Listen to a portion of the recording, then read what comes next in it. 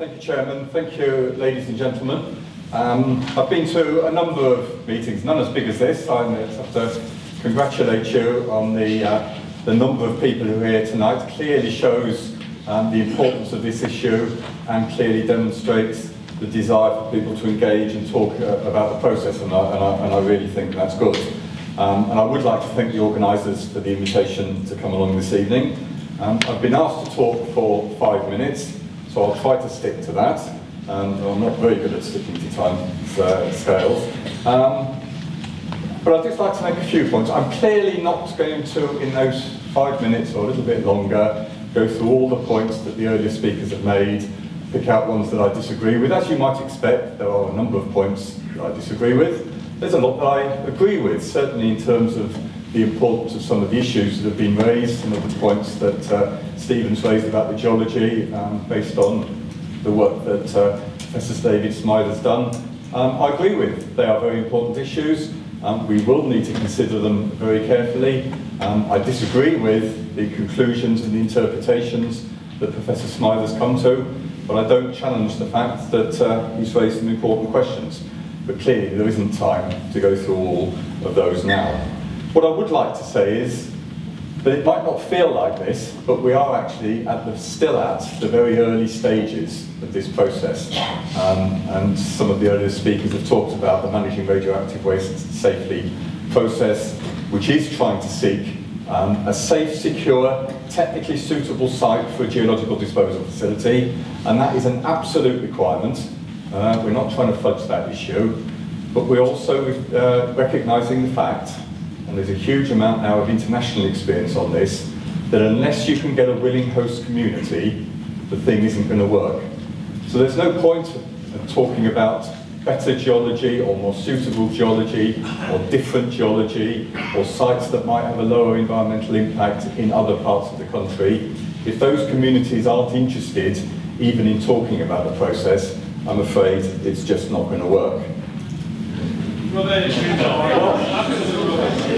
I can point you to international experience where people have... Sorry, but please have respect for the speaker and hear him out, please. There'll be plenty of opportunity later on for questions and answers. Thank you.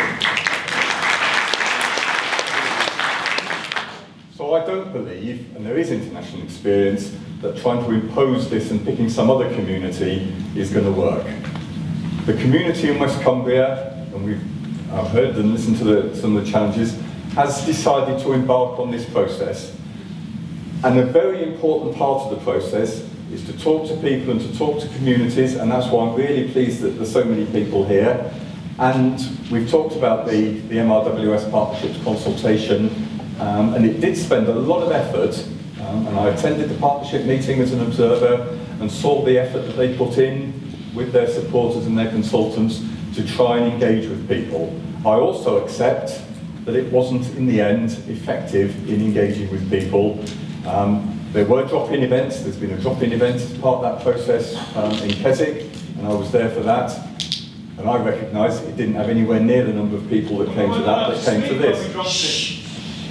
Sorry, I didn't hear that. We weren't allowed to speak when we dropped it. No, sorry, leave it until the questions and answers later, please. Respect the speaker. I'm not sitting here listening to lies. You can speak later and ask your question. Let the speaker speak. One of the reasons I'm not going to try and cherry pick out some of the points that have been made earlier and rebut them is precisely to give you the chance to raise the issues that are important to you during the question and answer session, and I'll do my best if the questions are directed to me to answer them then. But I would like to just pick up on and perhaps even some of the language that's beginning to creep into this. Keith, during his introduction, talked about 3 opposition speakers. I think suggested that Germany and I might be the other speakers. John talked about a fight.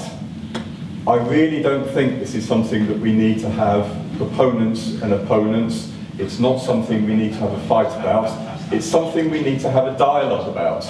And that's why I'm pleased to be here. We need to have a dialogue. We need to explain the issues and to take people with us if you're willing to come.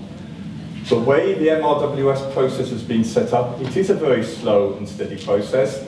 there's been a lot of criticism about the lack of progress that's been made over the last 3 or 4 years. I don't think that's a weakness in the process, that's a strength.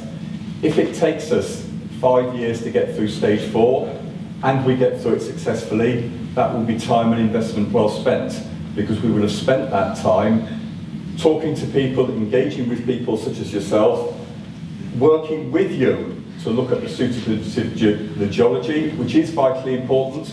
Safety and security of the waste in a geological disposal facility is vitally important. The environmental impact of what we're going to do is also vitally important.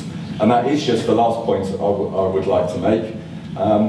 We as an organisation, John pointed out, we're effectively a public body, we've got statutory responsibilities. Of course we recognise the importance of the national park and the other designated areas that he referred to. Of course we recognise the protection that entails and gives those areas, and we will work within those constraints. There's no suggestion that we're going to want to break that or damage those areas or move the boundary of the national park. We want to work within those protections and take things forward. And if we can't convince people, and that includes our safety regulators, and that includes people like the Lake District National Park, who are here to make sure the national park is protected, if we can't protect them, that we can take this project forward in a way that is going to respect the special status of these environmentally important areas, then the project won't be able to go forward. Those protections are there to stop it. So it's not as if we're going to ride roughshod over them, we respect them. Personally, I believe that it is possible to develop, or it might be, even is possible is too strong, it might be, and that's what I want to explore if we go into stage 4, it might be possible to successfully find a site and develop it for a geological disposal facility in West Cumbria, recognising all these important environmental constraints. We've talked a little bit about the importance of making sure that we take people with us, so I think that's very important. And there has been some discussion, I know, locally about how do you measure the views of local people. We heard about the Vox Pops, or the survey done in Keswick. There was a survey done by Ipsos Mori, another very respected organisation, to try and gauge the views of the people in Cumbria. I suspect you know that the view they came to was that there was a majority of people in West Cumbria, and in fact across all of Cumbria, to move forward into this process. Now you can decide whether you accept that or whether you don't. Well, that's another, I'm not saying it's paramount, it's part of the jigsaw. At some stage, I'm fairly sure that there will need to be a referendum across some area to make sure that this project has got the right level of support. Local support and the support of communities, and I know there's debate about what you mean by a community, is vitally important to that project, and we are absolutely committed to working with local communities, to engaging with you, to giving you the facts and the information, to answering your questions, which I'll try and do my best later, and I don't pretend that we can cover all the very important issues in the time available this evening, but I do believe that there are opportunities presented by this project for West Cumbria, that it is possible to safeguard the things that people like you are clearly worried about, and I can understand why you're worried, and I'm not trying to belittle those concerns.